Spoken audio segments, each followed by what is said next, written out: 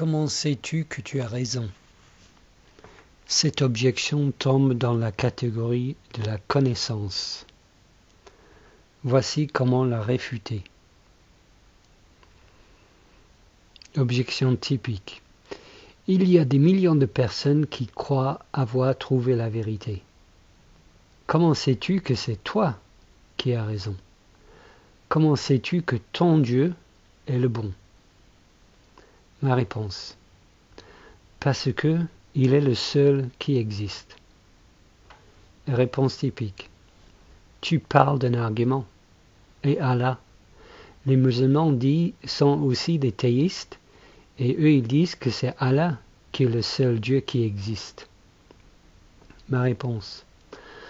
Non, selon la Bible, les musulmans ne sont pas des théistes, mais des idolâtres, car la Bible dit que le Dieu de la Bible est le seul vrai Dieu. Réponse typique. Oui, mais justement, c'est ma question. Comment le sais-tu? Affirmer n'est pas prouver. Ma réponse. Certes, je ne dis pas qu'en disant cela, j'ai prouvé que tous les autres dieux ne sont pas vrais. Je dis que si quelqu'un veut me débattre, voici la méthode que j'utiliserai, celle de l'impossibilité du contraire. Je peux te montrer que tout ce que j'affirme est dans la Bible, et que si on ne commence pas avec le Dieu de la Bible, tes objections n'ont aucun sens. Maintenant, si le musulman veut me débattre, je montrerai que sa position s'auto-réfute et ne peut donc pas être la vérité. Réponse typique. Mais comment sais-tu que ta méthode prouve que ton Dieu existe? Comment sais-tu que tu n'es pas en train de prouver l'existence d'Allah? Ma réponse. Parce que mon Dieu, le Dieu de la Bible, est le seul qui existe. Réponse typique. Oui, mais comment le sais-tu? Ma réponse. Parce que s'il n'existe pas, ton objection n'a pas de sens. Réponse typique. Oui, mais je pourrais affirmer la même chose pour Zeus. Je dis que Zeus est le seul Dieu qui existe. J'y crois dur comme fer. Zeus vit dans mon cœur. Zeus répond à mes prières. Après tout, c'est une analogie de ton Dieu. Ma réponse. C'est une analogie, mais pas de mon Dieu. Réponse typique. Mais si. Ma réponse. Non. Pour qu'il soit une analogie de mon Dieu, il faut que tu prétends que Zeus soit la source de toute ta connaissance. Car c'est justement ça que je dis pour mon Dieu. Si tu veux prétendre que Zeus soit la source de toute ta connaissance, je serai heureux de te débattre là-dessus. Mais il faut savoir qu'en le faisant, tu n'es plus un athée. Je répète donc que si mon Dieu n'existe pas, ta question, comment est-ce que je sais que j'ai raison, n'a pas de sens. Réponse typique. Explique-moi comment. Ma réponse. La Bible dit que c'est en Christ que sont cachés tous les trésors de la sagesse et de la connaissance. Si tu nies cette vérité, ce n'est pas seulement que tu ne peux rien savoir, c'est que tu ne peux plus rien dire. Par exemple, moi je te pose une question. Est-il possible que tu aies tort sur tout ce que tu prétends savoir?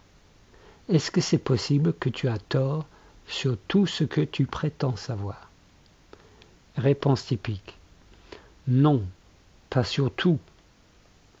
Ma réponse. Dans ce cas, que sais-tu et comment le sais-tu? Réponse typique.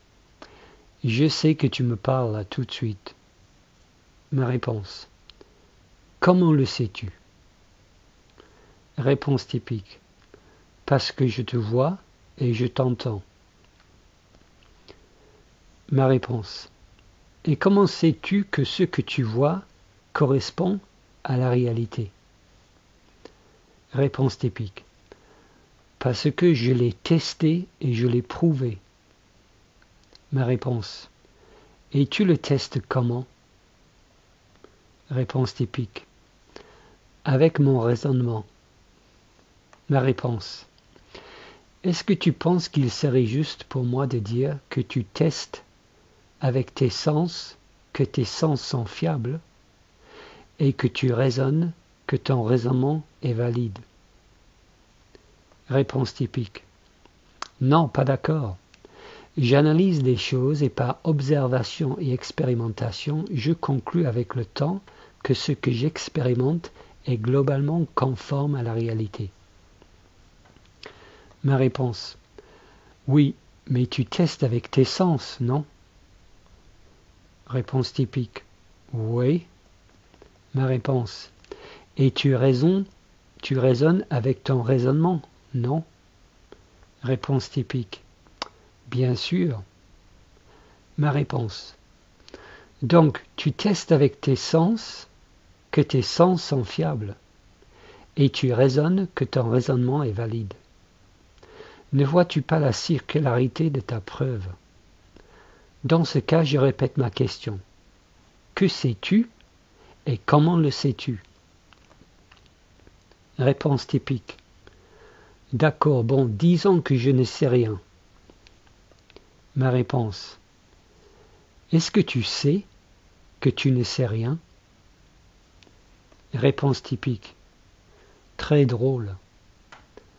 Ma réponse. Non, mais si tu veux prétendre savoir des choses, comme le fait que Dieu n'existe pas, il faut être capable d'expliquer comment tu les sais. Je viens de te montrer que ta position est soit circulaire, soit elle s'auto-réfute. Tu ne peux même pas prétendre ne rien savoir sans te contredire. Tu te rends compte de ta position quand tu nies le Dieu de la Bible? Tu ne peux même pas prétendre ne rien savoir sans te contredire. Réponse typique. Et toi alors, que sais-tu et comment le sais-tu? La réponse. Ce que je le sais parce que le Dieu de vérité me l'a révélé. Réponse typique. Oui, alors ça, c'est très crédible. Ma réponse. La Bible enseigne que Dieu est tout-puissant et omniscient. Est-il possible qu'un Dieu tout-puissant et omniscient puisse me révéler quelque chose pour que je le sache avec certitude? Réponse typique. Mais il n'existe pas? Ma réponse. Non, mais ma position est qu'il existe. Si on admet qu'un Dieu tout-puissant et omniscient existe, est-il possible qu'il puisse me révéler quelque chose pour que je le sache avec certitude? Réponse typique. Non, parce que la certitude n'est pas possible. Ma réponse. Es-tu certain que la certitude n'est pas possible? Es-tu certain que la certitude n'est pas possible? Tu vois, ta position s'auto-réfute. Donc je repose ma question. Est-il possible qu'un Dieu tout-puissant et omniscient puisse me révéler quelque chose pour que je le sache avec certitude? Réponse typique. Oui, je suppose que ce serait possible s'il existait. Ma réponse. Je repose ma question du début. Est-il possible que tu aies tort sur tout ce que tu prétends savoir? Réponse typique. Oui, je suppose que c'est possible. Ma réponse. Tu viens de me donner un accès à la vérité absolue. Tu viens de dire que c'est possible que je puisse savoir des choses avec certitude, tout en disant que tu pourrais avoir tort sur tout ce que tu prétends savoir. Si je te dis que Dieu m'a révélé ces choses, tu ne peux rien dire sur ce sujet, car tu viens de dire que tu pourrais avoir tort sur tout ce que tu prétends savoir. Réponse typique. Mais où est-ce que la Bible dit tout ça? Ma réponse.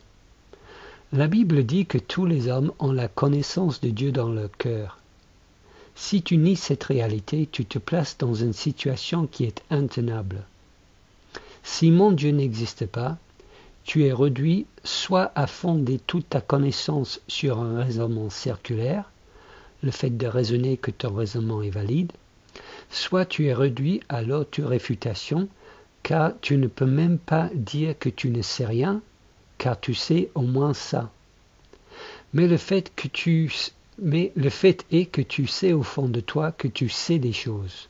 Tu sais au fond de toi que tu sais des choses. Par exemple, tu sais instinctivement que c'est mieux de prendre soin d'un enfant plutôt que de le torturer. Et c'est ainsi que tu donnes raison à la Bible. Non seulement je viens de te montrer que sans commencer par reconnaître Dieu, on ne peut rien dire, mais je viens de te montrer que la seule autre possibilité est l'existence du Dieu de la Bible.